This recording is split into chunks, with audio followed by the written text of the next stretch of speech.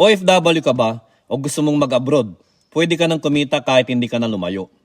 Ako nga pala si Coach Edwin Cabrera at tinutulungan ko ang mga OFW at gustong maging OFW na kumita gamit ang AI tools at social commerce kahit busy ka pa o natutulog ka. Alam ko kung gaano kahirap at kasakit ang malayo sa pamilya para lang magtrabaho, para lang kumita ng pera. Pero ngayong 2025 may paraan na para kumita kahit nasa bahay ka lang.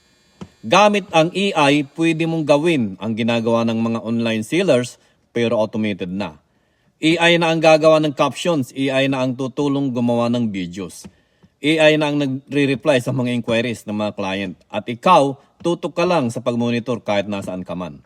At ang pinaka-the best, hindi mo kailangan ng sariling produkto. Mayroon tayong tinatawag na social commerce kung saan pwede kang kumita kahit affiliate ka lang o reseller.